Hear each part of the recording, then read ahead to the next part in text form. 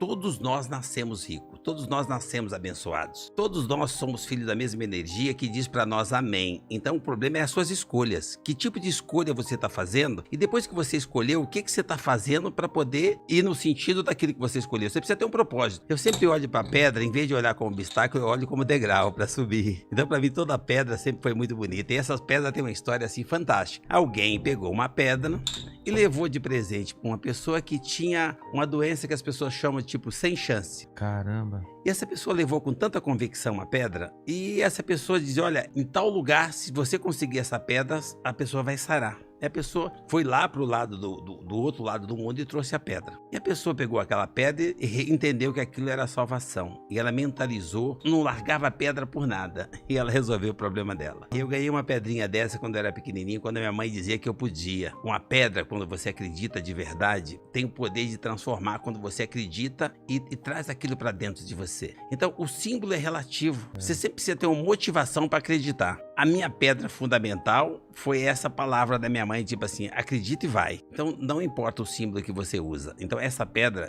serviu de exemplo para mim. Eu ganhei uma pedra e eu acredito na força que tem dentro de cada um de nós. A pedra foi só a motivação. Entendi. Agora, a fé é que traz a transformação. Quando você acredita e tem atitude, é a extensão da fé. É quando você acredita de verdade e põe no papel, ou seja, põe na prática aquilo que você acredita. Fala assim, fé, não importa a religião, importa aquilo que você... Deus é bom o tempo todo, depende de como é que você está exercendo o que ele fez para você. Porque o Deus é um empreendedor poderoso. O que ele faz, o verdadeiro empreendedor? Ele usa o poder para servir, para atender, para poder auxiliar, para poder proteger. Então, baseado nisso, você tem livre-arbítrio, você faz as suas escolhas. E eu escolhi acreditar na minha mentora, na força da mulher, o poder da mulher.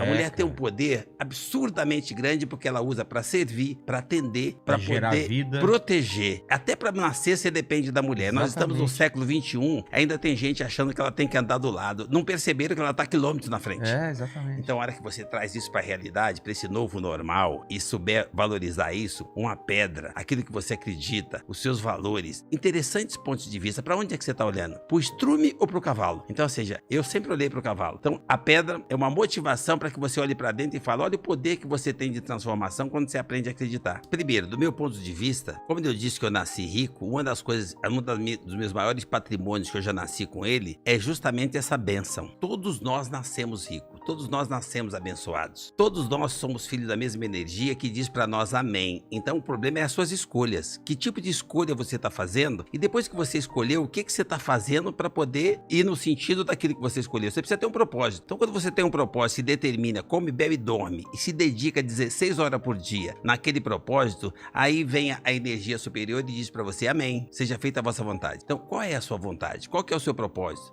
O que você está buscando? E com certeza você vai alcançar. Não tem para A, para B, para C, gênero, cor de pele, não tem nada disso. Eu costumo dizer que é o tempo de Deus. Que Deus? O seu Deus. Aquele que está dentro de você. Não é o seu tempo, né? Não, mas você produz esse tempo à medida que você acredita e se dedica a fazer aquilo. Você quer ganhar dinheiro? Então, qualquer coisa que você faça 16 horas por isso, essa coisa de negatividade, a pandemia, a desgraça, a notícia ruim, esquerda, direita, o problema, você pode, o outro não pode, baixa estima, isso não vai somar. Então, na realidade, é isso. Você faz as escolhas. Você, olha, eu pensei em fazer isso e consegui. Pensei em fazer tal coisa e consegui. Então, mas você não ficou pensando e dormindo até meio-dia.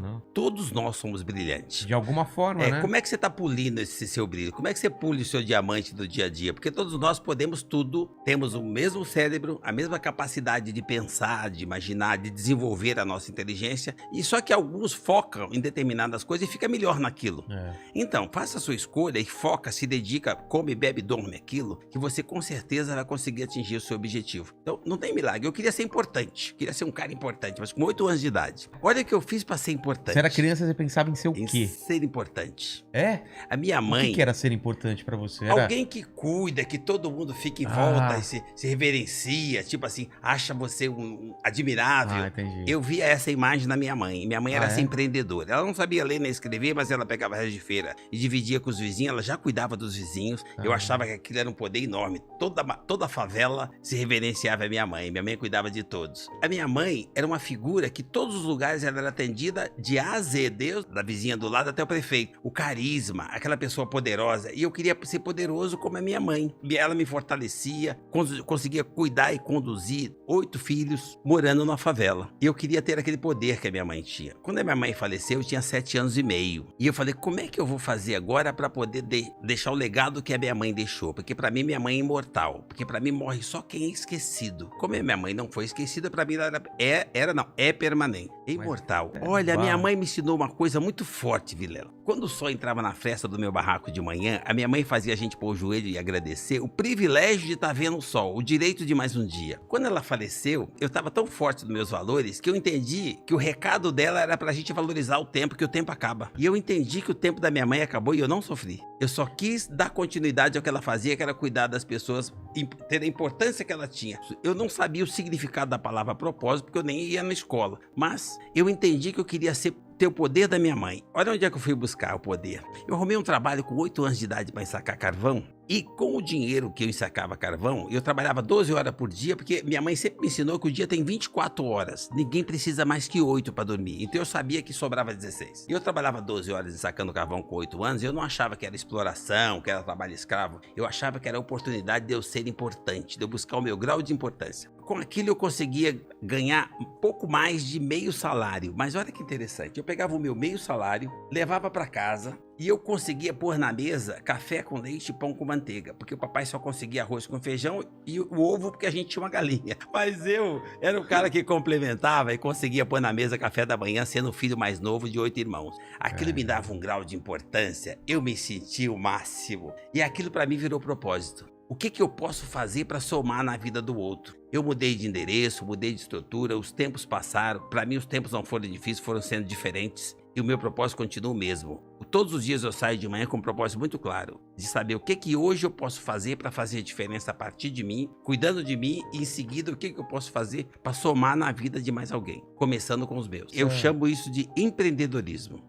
Empreendedorismo para mim é isso. Quando você levanta de manhã com um propósito claro de somar na vida do próximo. Todos nós temos capacidade de empreender, capacidade de fazer em benefício do outro. E as pessoas têm dificuldade. Ah, mas você passou tempos difíceis. Não, os tempos não foram difíceis, foram diferentes. Eu fui feliz a vida inteira. É o propósito, é o ponto de vista, como é que você está olhando as coisas? No meu ponto de vista, que eu tenho muita fé, Deus não sacaneia ninguém. São fases que você vai passando e vai adquirindo anticorpos. Meus filhos são tudo frágeis e eu tenho anticorpos. Então, assim, eu sou privilegiado. Então, assim, você já nasce da condição para ser forte, para ser resiliente. Quando você nasce nessa condição, você nasce com mais possibilidade de ir para a próxima fase e de ser resiliente para cada fase que aparece. Porque a natureza é perfeita. Ela te cria naquela situação, você faz as melhores escolhas, porque eu morava na favela. Na favela você pode fazer escolhas. É só você copiar.